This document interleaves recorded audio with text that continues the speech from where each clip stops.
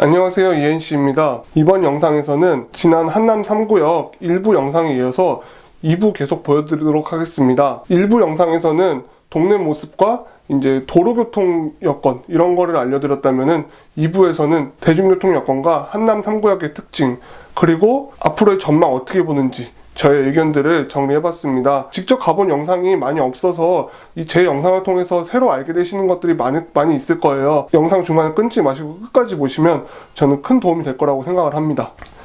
자, 그러면 이제 대중교통을 한번 보도록 하겠습니다.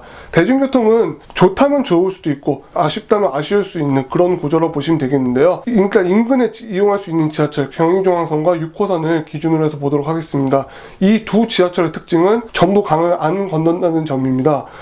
두 노선 모두 강 가까이로만 갔다가 이렇게 안쪽으로 들어갔다가 하다가 이제 강 남쪽으로는 전혀 가질 않는데요. 물론 이곳에 신분당선이 들어온다고 하죠. 신분당선이 이제 용산까지 연장이 되면은 동빙고, 그럼 국립박물관, 용산 뭐 이렇게 역이 만들어진다고 하는데, 한남 뉴타운 재개발을 이유로 보강동 일대도 역을 만들어달라 지금 그런 얘기가 많이 들리는 것 같아요. 근데 하나 말씀드리면은 이게 얼만큼 영향이 있을까 저는 그런 생각이 들어요.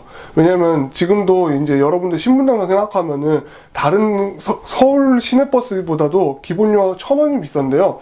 1,000원이 얼마 안 되는 돈이긴 하지만 그걸 매일 이용한다고 하면 좀 상황이 달라집니다. 그런 점에서 정말 급할 때 말고 제 경험으로 얘기 드리면은 양재에서 강남은 신분당선 이용한 적은 거의 없는 것 같아요. 그런 맥락이 이제 이곳에서도 적용이 될 것 같은데요. 그 이유는 일단 한남대교가 강 중에서도 그렇게 막히지 않는 한강 다리로 통하고, 그리고 이제 버스가 그렇게 뭐 중간에 정류장이 없다는 점에서 버스를 타나 지하철을 이용해서 강남을 가나 소요시간 면에서는 뭐 아주 큰 차이는 없지 않을까 이런 생각이 듭니다. 물론 이제 지하철은 빠르겠지만 1,000원의 프리미엄을 더 내고 간다 뭐 이런 정도로 생각하시면 될 것 같네요. 그만큼 이제 빠르게 이동할 수 있는 수단은 될 것 같지만 버스를 이용하게 될 일도 상당수 있겠다 이런 생각, 이렇게 보시면 되고요. 이 강남 방향도 이렇지만 도심 방향도 그렇습니다. 도심 방향은 6호선이나 이제 경의중앙선을 이용하면은 뭐 이촌역, 삼각지역 이곳에서 4호선을 이용해서 이제 서울 도심 쪽으로 접근할 수 있는데요. 약간 이제 이거를 지도로 보시면은 이 경로가 좀 돌아가는 경로라는 걸 여러분들이 아시지 않을까 싶어요.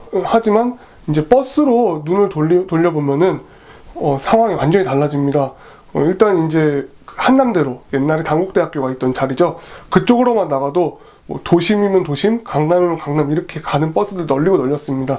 저의 경험담을 말씀드리면은 제가 이곳에서 버스를 굉장히 많이 이용해봤는데 정말 노선들이 다 강남까지는 거의 웬만한 노선들이 가니까 통계가 쌓이는 거예요. 막 몇 번 버스는 늦게 가고 몇 번 버스를 타면 빠르게 가고, 그렇게 하면 느리게 가는 버스 오면은 그냥 그 차 보내도 바로 뒤에 또 강남역 가는 차가 올 정도로 차가 상당히 자주 있습니다. 그런 점에서 제가 이제 신분당선이 만들어져도 뭐 버스 타도 크게 버스 타는 거를 더 편하게 생각하시는 분도 있겠다 이렇게 말씀을 드리는 거고요. 그리고 도심 역시도 1호 터널 지나가면은 바로 이제 그 퇴계로와 을지로 이렇게 나오게 됩니다. 그런 점에서 뭐 아무리 웬만한 서울 시내 단거리 이동도 요새는 지하철이 빠르다 그래도 이곳에서는 뭐 정체가 있지 않는 이상, 특히 1호 터널 같은 경우는 말이죠, 정류장도 없기 때문에 그냥 버스 타고 쭉 가면은 굉장히 메리트가 있지 않을까 저는 이런 생각이 듭니다. 한마디로 쉽게 말씀드리면은 동서간의 이동은 경의중앙선이나 6호선으로 하고 남북은 버스로 하면은 대중교통 이용하는 데에도 큰 어려움이 없는 그런 동네라 보시면 되겠습니다. 그리고 이제 신분당선 방금 보강역이라고 간단히 말씀드렸는데요. 보강역이 지어질 수 있을지는 조금 의문이 들었습니다. 그 이유는 지금 이제 보강역을 만들어 달라고 하는 위치가 그렇게 넓게 부지도 안 나오고, 그리고 아직 착공도 들어가지 않아서 어떤 형식으로 지어질지 아직 이런 것도 지금 정보가 많이 없기 때문에 뭐 이런 게 좀 어느 정도 각이 잡히면은 제가 또 이렇게 유튜브를 통해서 이야기 해보도록 하겠습니다. 이 동네의 이제 3구역의 특징이라면은 아까 영상에서도 보셨겠지만 전형적인 산동네의 모습이라고 보시면 되겠습니다. 근데 이제 저는 이곳이 아파트가 어떻게 만들어질지 좀 많이 궁금했어요. 왜냐면 산 윗동네는 완전 평지고 가파른 곳은 상당히 가파르기 때문에 이 상당히 가파른 곳에서 아파트가 어떻게 만들어질 것인지 좀 많이 궁금했거든요. 제가 이제 전공이 건설이나 토목 이쪽이 아니라 가지고 더 잘 유추가 안 되는 것도 한몫할 거예요, 분명히. 근데 이제 아파트가 지어지면은 좀 많이 달라질 수 있겠다. 동네 모습이 말이죠. 그런 생각도 많이 들었습니다.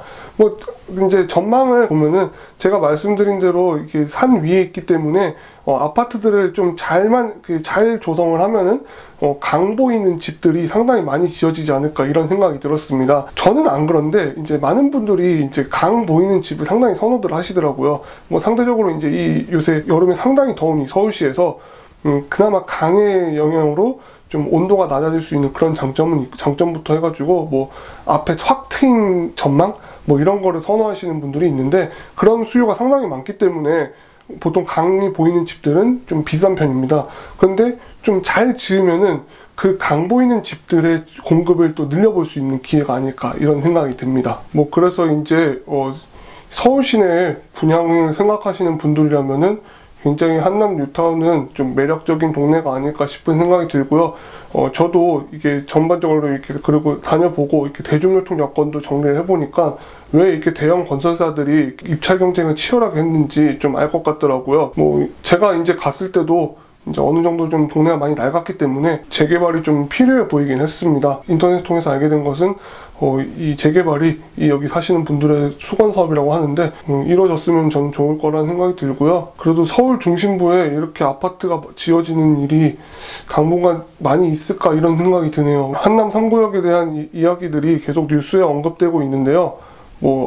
결론이 어떻게 날지는 모르겠어요. 하지만 이번 기회로 또 분양에 이제 관심 갖는 분들도 계실 텐데 분양 접수하는 데까지는 시간이 좀 걸리겠지만 만약 이번 기회로 이 동네를 새로 알게 되신 분이라면은 계속 관심을 갖고 계시는 것도 어떨까 싶은 생각이 듭니다. 참 이번에 제가 이제 뉴스에 너무 자주 나와서 제가 급하게 한번 한남 3구역을 다녀왔는데요. 제 영상이 유익했다면은 구독 한번 부탁드리겠습니다. 좋아요 눌러주시면 더 감사드리겠습니다. 앞으로도 여러분들이 정말 보고 싶은 동네 그리고 새로 알고 싶은 게 있다면은 저한테 댓글로 남겨주세요. 그러면 제가 또 그곳에 가서 동네의 모습을 보여드리고 그리고 또 대중교통 여건이나 인프라에 대한 정리를 또 해보도록 하겠습니다. 지금까지 긴 영상 시청해주셔서 정말 감사드립니다. 저는 다음 영상에서 더 양질의 컨텐츠로 여러분들을 찾아뵙도록 하겠습니다. 감사합니다.